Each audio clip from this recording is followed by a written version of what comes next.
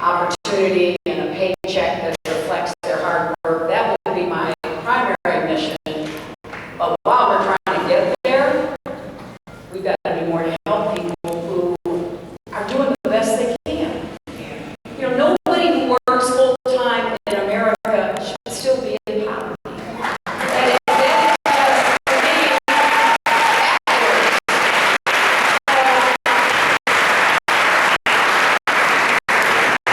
you know, as I said, I work for the Children's Defense Fund. I was on the Legal Services Corporation, where we defended a lot of the rights of people to get access to benefits that they needed for themselves and their children. So I come from that kind of background, and I will do what I can to make sure that we remember those who are struggling. I want to be a president for the struggling, the striving, and the successful. And I'm going to do everything I can to make sure our country doesn't turn our backs on people who need help. Food stamps, housing help, earned income tax credit, the whole list. And the final thing I would say about this is, you know, I don't say this from a partisan or a personal perspective. It's just a fact.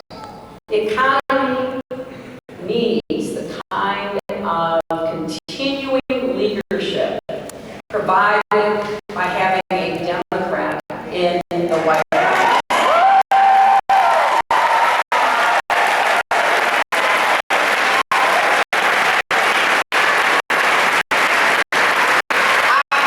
I think if you look at it, you know that both my husband and President Obama inherited problems from their predecessors.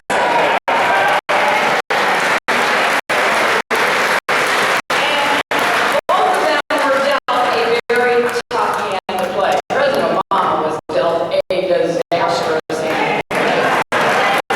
And I remember within like a day or two of Bill getting elected, he says to me, "It's so much worse than they told us." And he had to work really hard, but we got the economy going for everybody. People on the bottom and in the middle saw their incomes rise just like people on the top, and we ended up with 23 million new jobs. And then when President Obama was elected, he called me a few days after the election. He asked me to come see him. I didn't know why. It turned out he wanted me to be Secretary of State, which I was very honored by.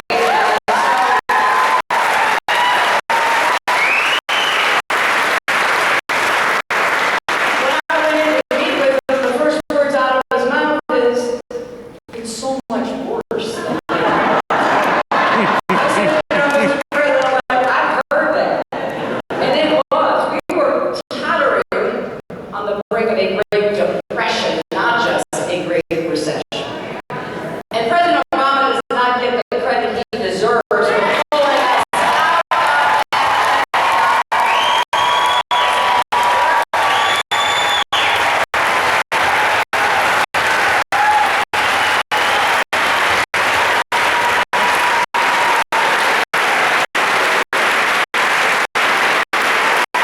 So, you know, I've already had a pretty good time talking about the other side, because we got a proven track record of doing what works better.